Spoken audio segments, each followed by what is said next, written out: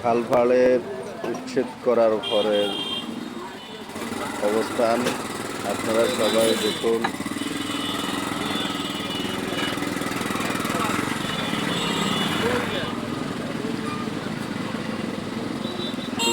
অবৈধ স্থাপনাগুলো উচ্ছেদ করার পরের দৃশ্য এগুলা।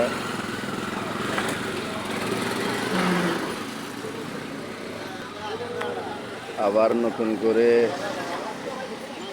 যারা আগে অবৈধ স্থাপনাগুলো গড়ে তুলছেন এখনো তারা আবার চেয়ার টেবিল নিয়ে বসে গিয়েছেন। আপনারা সবাই ভিডিওটা বেশি বেশি শেয়ার করবেন এবং ফলো দিয়ে পাশে থাকবেন। দেখুন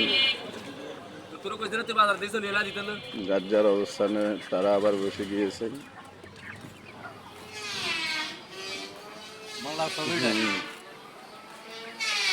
এই হইল খালপাড়ের সর্বশেষ পরিস্থিতি।